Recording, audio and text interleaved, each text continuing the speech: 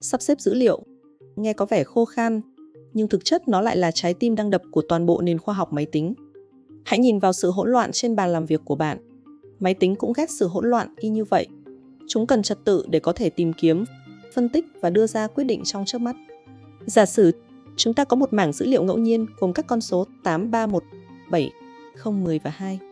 Câu hỏi hóc búa đặt ra là làm thế nào để một cỗ máy vô tri có thể tự động biến đống lộn xộn này thành một hàng lối ngay ngắn với tốc độ của ánh sáng. Chào mừng các bạn đến với Quickshot, một kiệt tác của tư duy thuật toán. Để hiểu được Quickshot, bạn phải hiểu một triết lý chiến tranh kinh điển, chia để trị.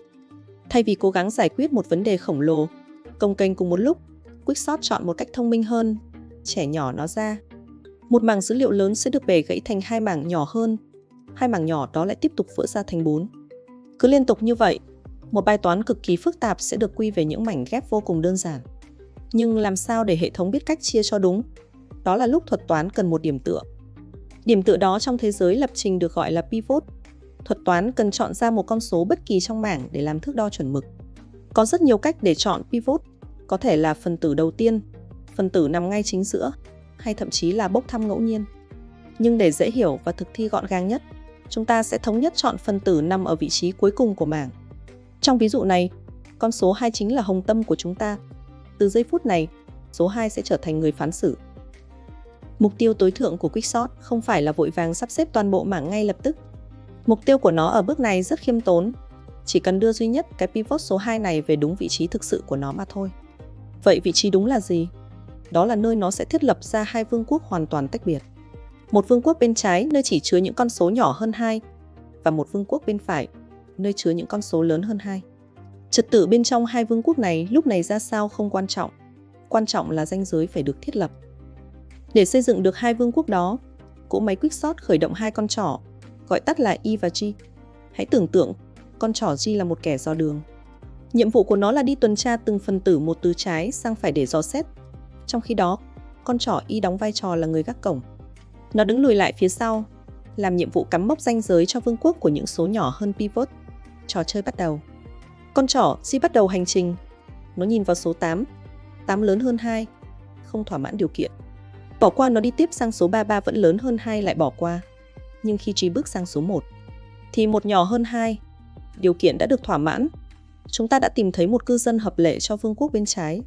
Ngay lập tức, cỗ máy kích hoạt quy trình hoán đổi.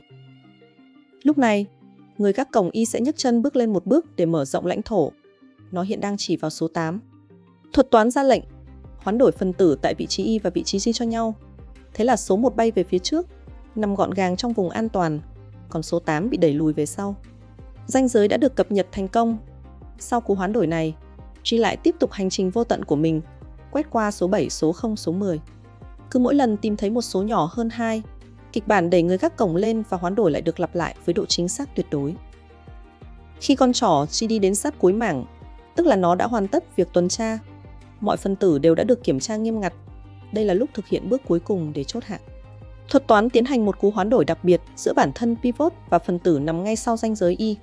Cú hoán đổi lịch sử diễn ra, và số 2 đã chính thức hạ cánh tại vị trí vĩnh cửu của nó. Nó đã chia cắt mảng thành công. Kể từ giây phút này cho đến khi kết thúc toàn bộ chương trình, số 2 sẽ không bao giờ phải di chuyển thêm một lần nào nữa. Nhưng khoan đã, mảng vẫn chưa được sắp xếp xong mà đúng không? Đúng vậy, mảng gốc giờ đây đã bị pivot 2 chặt đứt thành hai mảng con độc lập. Và đây là lúc phép màu đệ quy xuất hiện. Hệ thống không cần phải viết thêm một dòng code nào mới.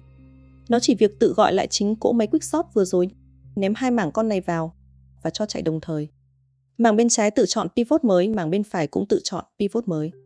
Chúng lại tiếp tục phân mảnh, tiếp tục chia nhỏ ở tốc độ chóng mặt, tạo thành một hệ thống cây đệ quy khổng lồ và hoàn mỹ. Tất nhiên, sự phân chia này không thể cứ diễn ra mãi mãi. Mọi thuật toán đệ quy trên đời đều cần một điểm dừng, nếu không toàn bộ hệ thống sẽ sụp đổ vì tràn bộ nhớ. Điểm dừng của Quickshot vô cùng thanh lịch. Khi mảng bị băm nhỏ đến mức chỉ còn chứa duy nhất một phần tử, thì quá trình chia tách lập tức chấm dứt, khởi nguồn từ một chân lý toán học đơn giản. Một phần tử đứng cô độc một mình thì mặc nhiên, nó đã luôn luôn được sắp xếp. Nhanh gọn là thế, nhưng sức mạnh thực sự của thuật toán luôn được định lượng bằng toán học. Trong trường hợp tốt hoặc trung bình, khi pivot luôn may mắn chia mảng ra làm hai nửa tương đối bằng nhau, cây đệ quy sẽ rất cân đối. Thuật toán chỉ tốn khoảng thời gian. On the lock nữa. một tốc độ cực nhanh. Tuy nhiên, Quickshot có một gót chân Achilles. Nếu bạn đưa cho nó một mảng đã được sắp xếp sẵn từ trước và thuật toán vẫn mù quáng chọn phần tử cuối cùng làm pivot, cỗ máy sẽ trở nên lúng túng. Cây đệm quy biến thành một đường thẳng lệch thảm hại, tốc độ tuột dốc không phanh xuống mức honor bình phương.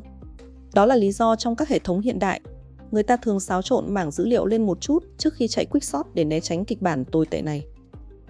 Không chỉ nhanh, Quickshot còn là một thuật toán in-place, tức là nó thao tác dữ liệu ngay trên chính mảng ban đầu mà gần như không đòi hỏi máy tính phải cấp phát thêm RAM. Độ phức tạp không gian bổ sung chỉ tốn vỏn vẹn all-lockner cho các cấu trúc gọi hàm, nhanh gọn, mạnh mẽ và tối ưu triệt để. Đó chính là Quickshot.